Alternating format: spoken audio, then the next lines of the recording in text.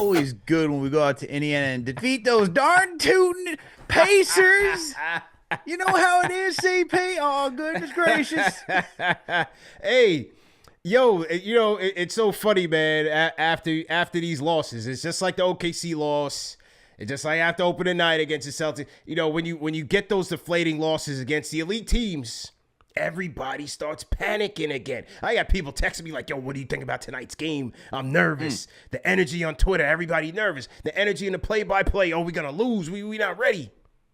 The one thing about tonight that had me confident is that the Knicks were playing a team who was equally as bad on defense as they were. So all they had to do was come out, be aggressive, and I liked our chances. And that's what it did tonight, man. Shout out to the big bodega, man. Big bounce back game. He was the number one because I was so happy with his offense that I didn't mind that he was the matador out there on the defensive side. Because 40 points, 15 boards or whatever it was for Towns, and 12 boards rather, and 5 assists. Hey, he was in his bag, man. Thomas Bryant, you were no match for the big bodega tonight, bro. Thomas Bryant was no match, even though he tried his best to keep up with Karl Anthony Towns offensively. But Towns, man, I mean, talk about getting you everything that you needed tonight, right? I mean, this is what you want to see from a guy who is considered to be an MVP type candidate. You know, he goes out there, gets you the 40, gets you the rebounds.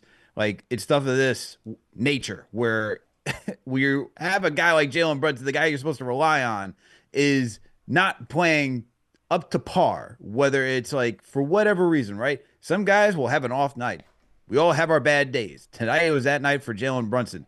And for Karl Anthony Towns to go out there and go get you 40 points and not just like shooting the three ball well, like doing it in every sorts of fashion, right? Driving, knocking down threes, battling in the paint. That's the versatility you want to see from this guy, and that you want to see from him on in the big games against the Celtics, against the Cavs, because that's the guy that you need when you want to just put pressure, right? We know defensively he's not going to necessarily be there, but you want to put pressure on your opposing teams. Offensively, that is what you want to see from him on a night-to-night basis. He did just that against the Indiana Pacers, and then tallies it off with 12 boards and 5 assists. So the one thing I got to say about Towns, and I know we're going to talk about Mr. Do-Everything, Josh Hart, next, but how about the connection between those two, man? It seems like those guys, like, I know we always talk about the Brunson and Karl Anthony Towns pick and roll, those guys being the dynamic duo when it comes to watching them offensively.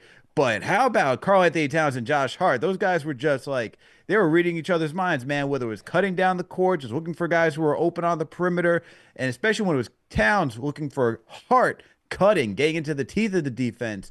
Those guys were playing in rhythm very well tonight.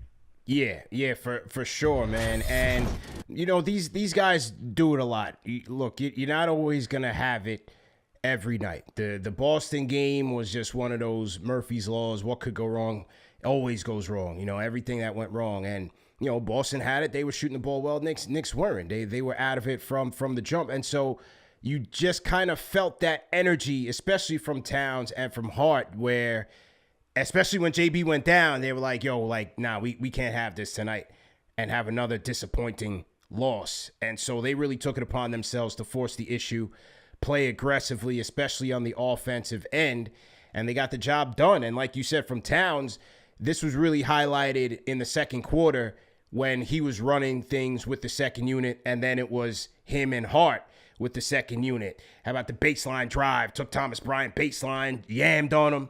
And then the next possession, after the Pacers turnover, he finds Hart in transition for the layup. So he was passing the ball well, shooting the ball well from outside, taking it inside on Bryant. Again, the matchup was more favorable for him. And so you wanted to see him just go out there and dominate, man, because he had Luke Cornett and these guys beating him up on Saturday night. It wasn't a good look for him. So this was a nice rebound here to get back on track and lead your team to victory, especially when the captain was in trouble with the fouls all night and just was a non-factor. He was pretty much not there. So Towns had to do the damn thing. Great job. Not defensively, but offensively, enough to offset the lackluster defense. But that's all right tonight. That's all right, man. But who was playing defense tonight, CP? Like, honestly, who was playing defense tonight? Nobody. Thank God you don't play the Celtics every night. You know what I'm saying? Balance in the league. It's just balance. You know? Sure.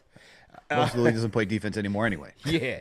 Josh Hart. Now the Hart thing was very funny because right before game time, you had, somebody put out the report that, Hart might need a summer procedure on his knee, right? So here come the Minutes Police. We were right. This is Tibbs' fault. He's running our guys into the ground. Hart comes out 5 minutes later, says it's all cap. Don't believe everything that you read.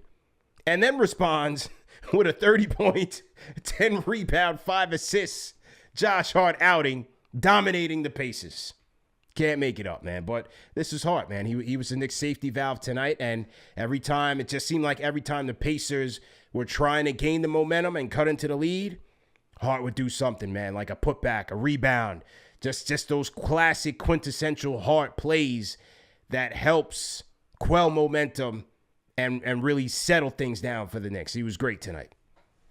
Absolutely. And, it was really in that third quarter where Josh Hart really made that statement, right? It was Karl Anthony Towns in the first half, Josh Hart in the second half, and he did most of his damage in the paint. And whether it was working the half court, getting out in transition, bullying on the boards, this is just a typical Josh Hart type of game. And once again, going back to the fact that Jalen Brunson is not in rhythm tonight, not having it, Josh Hart was more than comfortable to say, okay, I'll be that second leading scorer, because not even Mikal Bridges had it tonight. You did. Precious, obviously, you're not looking for him to be a scorer. You got solid minutes from Deuce McBride off the bench, but when you even look at the bench, for most of that third quarter, there was a stat until there was like 1 minute left to go. Pacers bench had 10 points. Knicks bench had 0. And next thing you know, you see a score before the end for that Knicks bench. And who was it? Josh Hart. And so that should tell you, just for that third quarter alone, how instrumental Josh Hart was in tonight's matchup. And once again, this guy continues to do everything, man. And when his number is called, when the moment calls for it, he just rises to the occasion, whether it be defensively, grabbing boards, being a playmaker, being a scorer. Yeah. I mean, the fact that this is your fifth man in your starting rotation that can just drop 30 on a random given night, that's a hell of a thing. And we can't, look, I know the Pacers don't play a lot of defense. I know they didn't have Miles Turner out there tonight. They weren't fully healthy. Neither were the Knicks. Yeah. But the fact that you can have this guy go out there and just perform against a team that is now 4th in the Eastern Conference, okay? They were a game shy tonight. If they won tonight, they have 30 wins. We're talking about this team continuing to be, rolling. I mean, look, they won before entering tonight's matchup. They won 7 out of the last 10 games. So this team is legit. They're getting more consistent. They got good players. Siakam's an all-star. Josh Hart goes out there battling, matching what Siakam had to do tonight, and gives the Knicks the ability to get this win. Had to match that energy, man. You're still on the road. And what was it? They had the best record over the last, 12 or 17? Yeah. 17 games? I think it was 17 games. Yeah, the best record over the last 17 games. So you had to respect it. They're at home. And this was a Knicks team coming off of a very, very disappointing effort against the Celtics. So you had to man up and get the job done, and Josh Hart did a good job. And we talked about Hart, we talked about Karl Anthony Towns, and it was those guys with the Knicks bench unit that closed the door. Underdog Fantasy is the place to play if you're a fan looking to cash in on some of your favorite athletes' performances. Available in over 30 states, including New York, California, and Texas. Just call your shot on higher or lower on 2 or more player stats for your chance to win real money. Use our promo code KFTV for up to $1,000 in bonus cash plus a free pick. So download the Underdog Fantasy app today and turn every bucket into a W. Way Too Mellow, the members lounge. Go ahead, Way Too Mellow. Let's go. Hello. Yo, how you feeling, man? What's good, fellas? How you doing, man? Long time, man. I've been doing good. It has been a while. I was going to tell you I haven't been here for a while because of the Minutes Police. Oh, what? Oh, man, what happened, man? I don't know. It's just brutal, win or loss. Happy to hear people complain about Tom Thibodeau. Asking to fire the best coach we've had since Mike Woodson. It's been brutal, This has been a good season.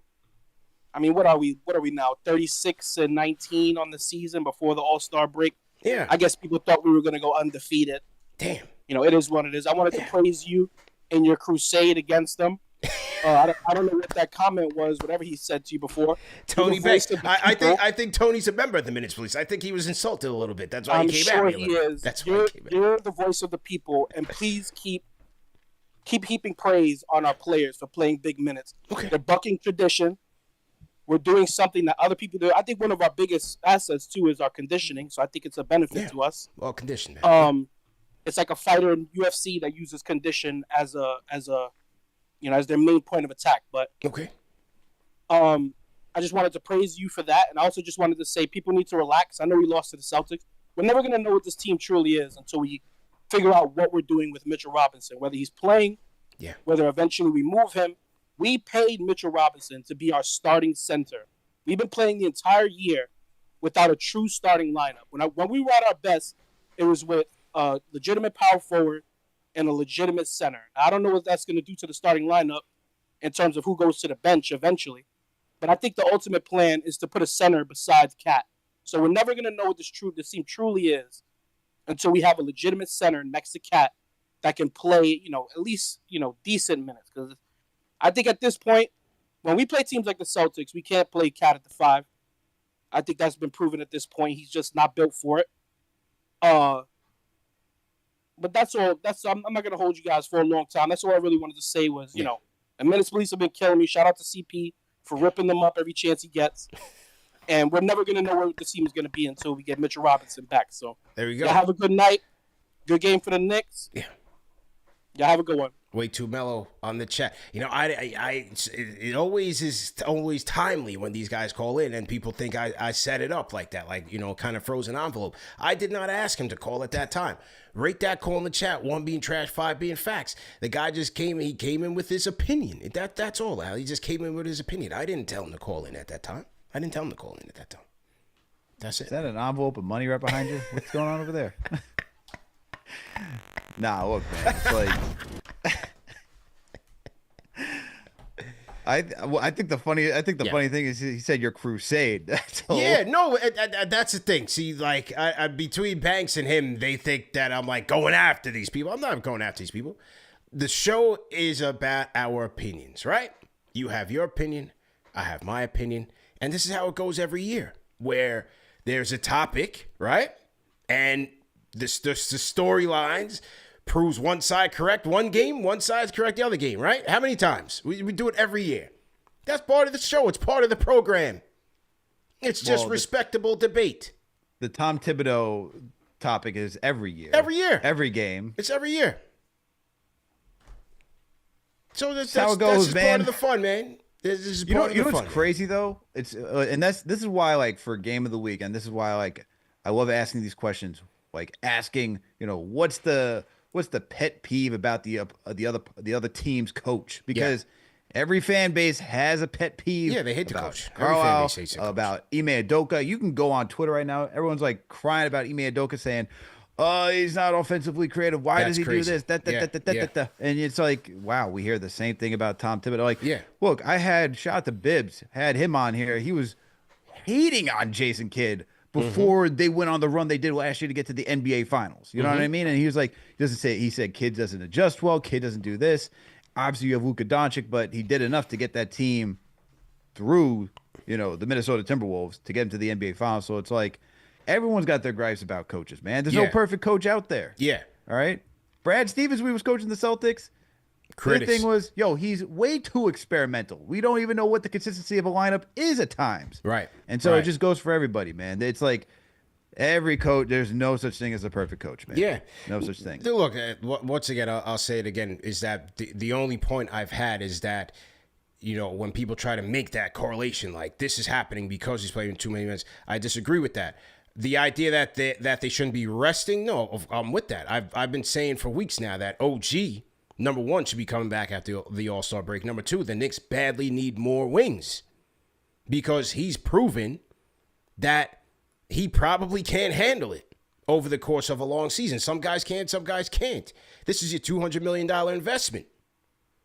And he has a track history. This is before Tibbs. He's got a history, right? So they're going to need more wing depth, whether it's this year, it's next year. If Dadier can come along, if they get lucky in the draft, if they get lucky in free agency, they need more wings that they can throw out there and give, especially OG Anunoby, a breather. So I agree with that. You know, they need to be as rested as they can when they get to the finish line. I mean, look at Towns, bro. His knees are looking cooked, and he came in there with the thumb. Now he's got the other finger that's taped up. He's got 2 fingers on his shooting hand. So look, guys are gonna get banged up, man. That's just the nature of an 82-game season. When you're playing in the NBA, you're at the pinnacle of the sport. It's a hard, gritty game every single game.